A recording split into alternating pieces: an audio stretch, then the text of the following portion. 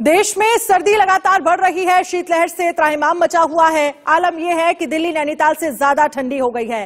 राजधानी के कुछ हिस्सों में न्यूनतम तापमान 5.6 डिग्री सेल्सियस दर्ज किया गया है, जबकि देहरादून में न्यूनतम तापमान जो है वो 7 डिग्री सेल्सियस, धर्मशाला में बात करें तो 6.2 डिग्री सेल्सियस और नैनीताल में बात करें तो 7.2 डिग्री सेल्सियस दर्ज किया गया है।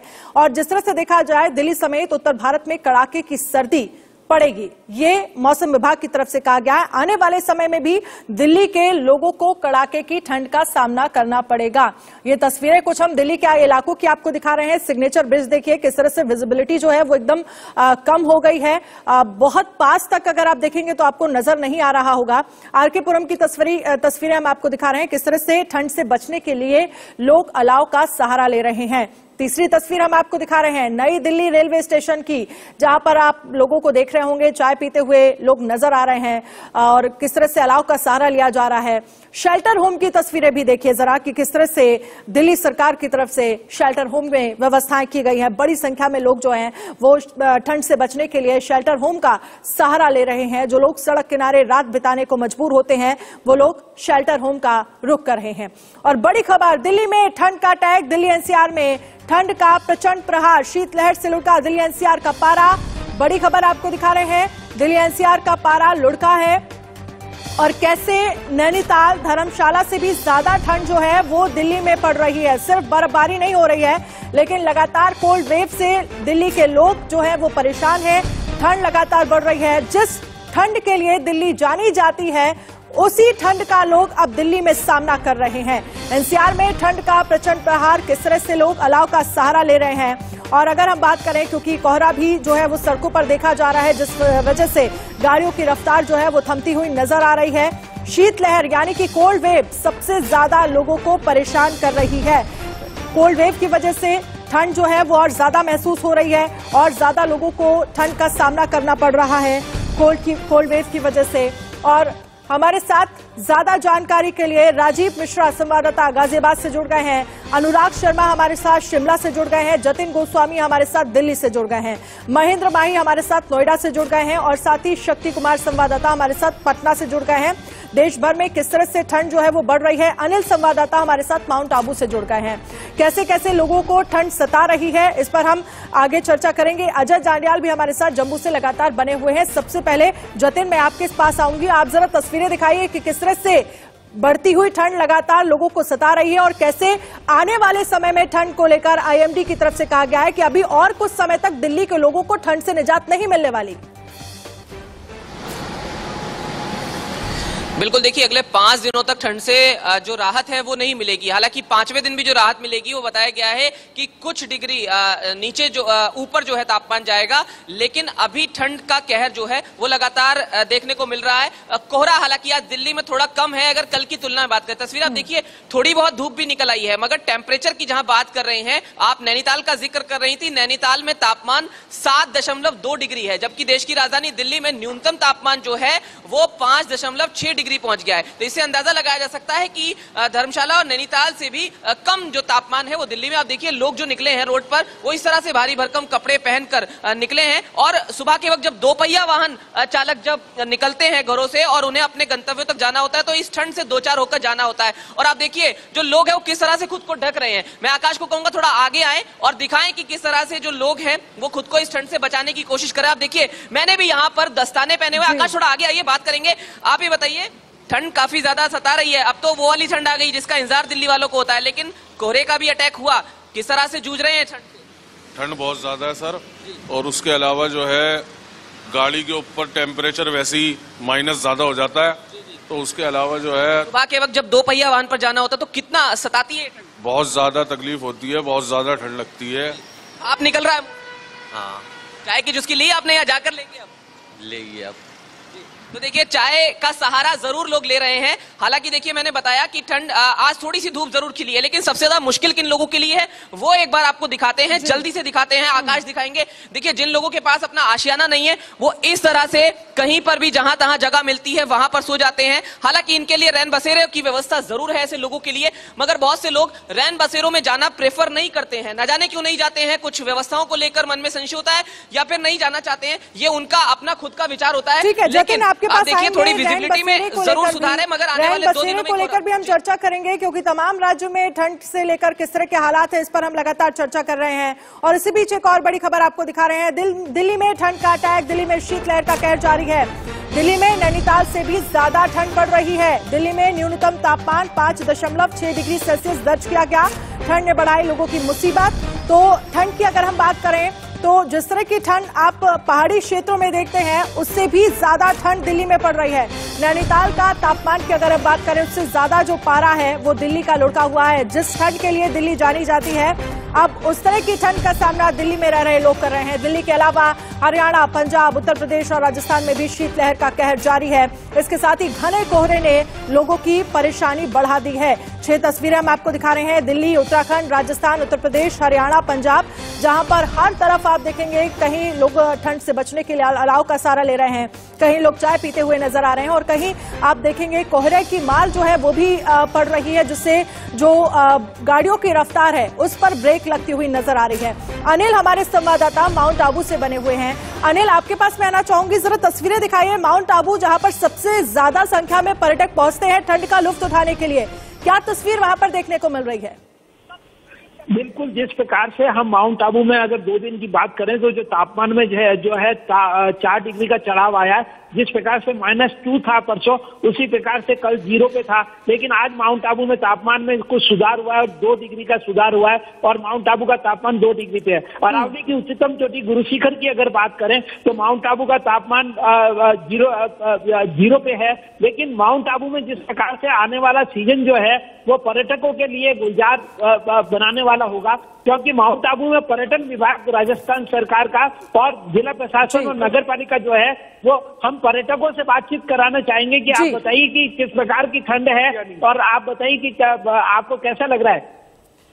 ठंड है, लेकिन इतनी जो पेपर न्यूज पेपर जो लिख रहे हैं -1 वहाँ ये बर्फ हो गया, जैसा कुछ भी नहीं। लेकिन आज नहीं है ठंड, क्योंकि माउंट आबू में 4 डिग्री का सुधार हुआ है और जिस प्रकार से कल परसों तक बर्फ थी, लेकिन आज माउंट आबू में बर्फ नहीं है, तो मौसम में बदलाव आता है। हम लोग कल सुबह से आए हैं, कल सुबह नहीं तो 12 बजे के बाद आए।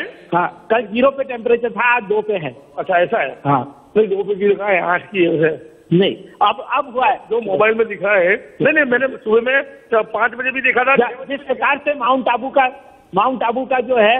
अनिल, ठीक है, आप हमारे साथ रहिएगा, आगे भी हम आपसे चर्चा करेंगे, क्योंकि इस बार ठंड ने राजस्थान के कई ऐसे इलाके हैं जहां पर पिछले तमाम रिकॉर्ड तोड़ दिए हैं, जहां पर पारा 0 डिग्री सेल्सियस तक दर्ज किया गया है। आएंगे आपके पास। महेंद्र माही हमारे संवाददाता नोएडा से जुड़ गए हैं। महेंद्र, दिल्ली एनसीआर की बात करें तो तमाम इलाकों में हम देख रहे हैं जिस तरह से ठंड दिल्ली में पड़ रही है, एनसीआर में भी उसी तरह से ठंड देखने को मिल रही है। लेकिन अगर हम बात करें रैन बसेरों की, तो किस तरह के इंतजाम रैन बसेरों में आप देख पा रहे हैं? बिल्कुल, देखिए, मगर जो जतिन ने बताया कि आज दिल्ली एनसीआर में जो धूप है वो पहले निकल चुकी है, जो कोहरा है वो पहले के मुकाबले कम है, मगर ठंड है, ठंड का असर है काफी लोगों में। लोग अभी भी घर से निकलने में हिचकिचा रहे हैं। लोग चाहते हैं कि घर में ही रहे, मगर जो कामकाज वाले आदमी वो निकल रहे हैं, जो बच्चों को स्कूल छोड़ना है वो अभी स्कूल जा रहे हैं। जैसे प्रदेश के 7 जिलों में स्कूलों की छुट्टी हो चुकी है, मगर नोएडा की बात करें तो नोएडा में स्कूल की टाइमिंग चेंज की गई है। जो स्कूल 7 बजे खुलती था उसको 9 बजे कर दिया गया है, मगर प्रॉब्लम है लोगों के साथ। अगर रेन बसेरा की बात करें तो देखिए, जतिन ने जिस तरीके से बताया कि लोग अभी भी फुटपाथ पर सोने में मजबूर हो रहे हैं, क्योंकि देखिए इसमें अवेयरनेस नहीं है। सरकार बस रेन बसेरा बना देती है, रेन बसेरा बनाने के बाद उनकी तरफ से कोई अवेयरनेस पॉइंट नहीं चलाया जाता कि आपका जो स्थल है, आप रेन बसेरा यहाँ बनाए, यहाँ जाके आप आराम कर सकते हैं, यहाँ जाके आपको वो तमाम सुविधा मिलेगी जिससे आप ठंड से बच सकते हैं। क्योंकि देखिए, बस जो सरकारी आकाएं होते हैं, जो सरकारी अधिकारी होते हैं, वो बस एक रिपोर्ट सौंप देते हैं कि हमने रैन बसेरा जिले में इतना बना दिया, उसके साथ हमने ये इंतजाम कर दिया, मगर उनकी तरफ से कोई इंतजाम नहीं किए जाते।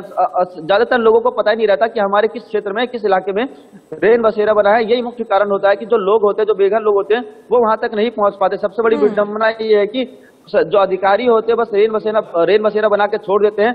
कहीं भी किसी भी जिले, किसी भी पॉइंट, किसी बस स्टॉप पे ये नहीं लिखा रहता कि अगर आप रात में रुक विश्राम करना चाहते हैं, या अन्य राज्यों से जो ड्राइवर आए हैं, अन्य राज्यों से जो लोग आते हैं, उनको ये नहीं पता रहता कि अगर हमें विश्राम करना है कहाँ लिखा है। मगर अगर आप गूगल मैप पे भी डालेंगे तो गूगल मैप पे भी नहीं दिखाई देता कि रेन बसेरा का है। तो यही एक कमी है, जहाँ रेन बसेरा खाली होते, सरकार के लाखों रुपए लग जाते हैं, मगर उसके बावजूद। चलिए, ठीक है महेंद्र, आपके पास आएंगे। अनुराग शर्मा हमारे साथ शिमला से जुड़े हुए हैं। हैं। अनुराग, मैं आपके पास आना चाहूंगी और जरा तस्वीरें भी देखना चाहूंगी, क्योंकि शिमला वो जगह है जहां पर सबसे ज्यादा पर्यटक पहुंचते हैं स्नोफॉल देखने के लिए ठंड में। वहां पर क्या तस्वीरें देखने को मिल रही है, क्योंकि आने वाले समय में नया साल भी आने वाला है, इसको लेकर क्या तैयारियां और किस तरह की तस्वीर, क्योंकि ठंड हम देख रहे हैं पहाड़ी इलाकों में ज्यादा बढ़ रही है। जी बिल्कुल रचना, देखिए मैं आपको ये बताना चाहूंगा कि हिमाचल में जो तस्वीर है, अगर हम बात करें, जिस तरह से आपने कहा था कि ठंड है प्रचंड, तो बिल्कुल उसका प्रचंड रूप जो है वो हमारे को हिमाचल में देखने को मिलता है। क्योंकि यहाँ पर बर्फ भले ही ना पड़ रही हो, सूखा इस वक्त मौसम है, खुश्की की वजह से जुकाम, खांसी और इस तरह की बीमारियां, जो बुखार है, इस तरह की बीमारियां साथ में शुरू हो जाती हैं। पानी जो है वो नालियों में सूख जाता है।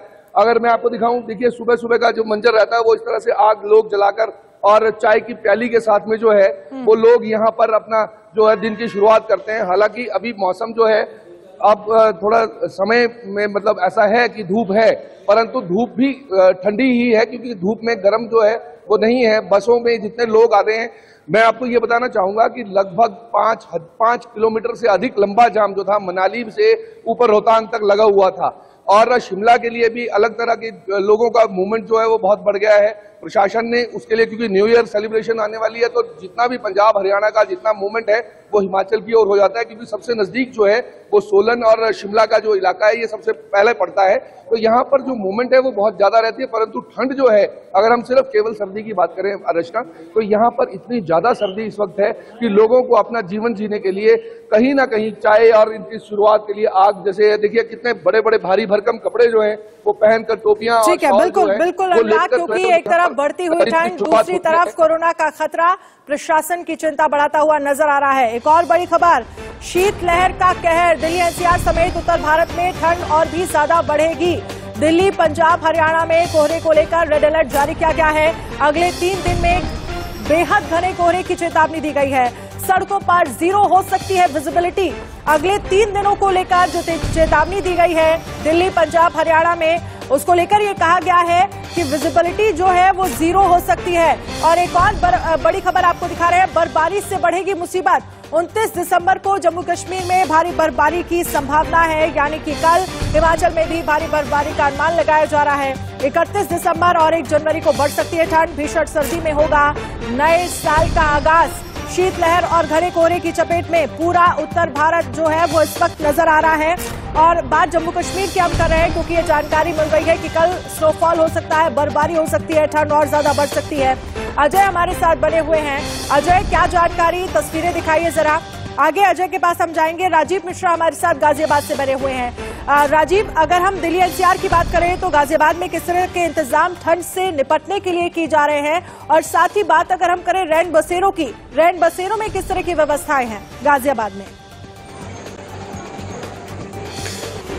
देखिए अनिन्ना, मैं आपको बता दूं, जिस तरह से महिंद ने बताया ये बिल्कुल सही बात है कि दिल्ली और दिल्ली एनसीआर में, खासकर गाजियाबाद की अगर हम बात करें तो गाजियाबाद में रैन बसेरे तो बनाए गए हैं और उसमें व्यवस्थाएं भी बहुत अच्छी की गई हैं सरकार की तरफ से। लेकिन कहीं ना कहीं जो लोग हैं उनको ये पता नहीं है कि रैन बसेरे कहाँ बनाए गए हैं।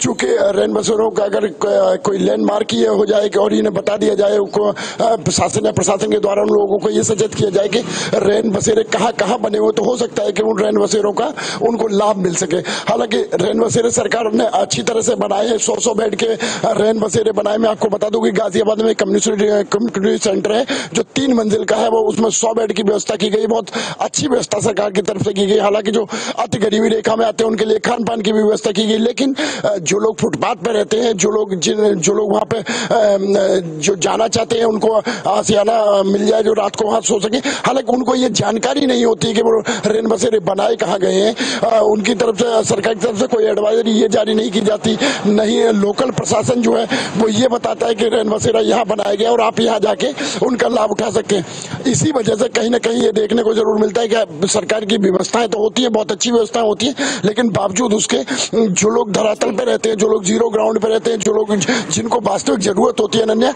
वो कहीं ना कहीं उन तक नहीं पहुंच पाते और उनसे उनके लाभ से वंचित रह जाते हैं। चलिए ठीक है राजीव, आपके पास आएंगे। जतिन हमारे साथ बने हुए हैं। जतिन, क्योंकि अभी जिस तरह से जानकारी मिल रही थी, आने वाले 3 दिनों में कोहरे की मार जो है वो दिल्ली के लोगों को देखने को मिल सकती है, यानी कि विजिबिलिटी को बात करें तो विजिबिलिटी जो है वो 0 भी हो सकती है। इसको लेकर क्या इंतजाम, और अब ये कहा जा सकता है कि हो सकता है मुसीबतें जो है दिल्ली के लोगों की वो और ज्यादा बढ़े। और साथ ही जरा रैन बसेरों को लेकर अपडेट दीजिएगा। रैन बसेरों में अगर हम बात करें तो दिल्ली में क्या इंतजाम आपको देखने को मिले? देखिए, आज कोहरे से राहत है, लेकिन बिल्कुल आप सही कह रहे हैं कि आने वाले 3 दिनों में ये कोहरा बड़ी मुसीबत बन सकता है। पहले एक तस्वीर मैं आपको दिखाता हूं, सामने आकाश दिखाएंगे आपको कि पेड़ पर ये पत्तियां आपको लहलाती हुई नजर आएंगी। ये हवा है, शीतलहर, ठंडी इतनी ये महसूस हो रही है कि कानों को चुभ रही है। ऐसा लगता है जैसे कानों को शून्य कर रही है। अब बात रैन बसेरों की कर लेते हैं। राजधानी दिल्ली में सरकार ने तमाम जगहों पर रैन बसेरों की व्यवस्था की है, जिसमें मुख्य रूप से हम देखते हैं कि कश्मीरी गेट या फिर पुरानी दिल्ली रेलवे स्टेशन, नई दिल्ली रेलवे स्टेशन के आसपास के हिस्से में और तमाम इलाकों में रैन बसेरे बनाए गए हैं। लेकिन फिर भी क्यों लोग सड़क किनारे सोते हुए नजर आते हैं, यह सवाल बेहद इंपॉर्टेंट है। जागरूकता की कमी एक तरफ है, लेकिन कई लोग ऐसे हमें मिलते हैं जो ये कहते हैं कि नहीं, वो रैन बसेरों में नहीं जाना चाहते हैं और इस वजह से जाहिर है उनकी तबियत भी बिगड़ती है। वहीं अगर हम ओवरऑल बात करें तो अस्पतालों में मरीजों की संख्या इन दिनों बढ़ी हुई है, जिसमें सर्दी, जुकाम, खांसी के मरीज सबसे ज्यादा हैं और ये वजह है ठंड, क्योंकि उसकी वजह से लोगों को जूझना पड़ रहा है। साहब, ठंड अचानक से जब बढ़ती है और कोहरा जब आता है, तब किस तरह की मुश्किल हालात से आप जूझते हैं? देख रहा हूं मैं पूरी तरह से कैप है, मास्क है, सब लोग ग्लव्स का भी इस्तेमाल कर रहे हैं। क्या कुछ कहेंगे, कितनी मुश्किल इस समय? मुश्किल बहुत है।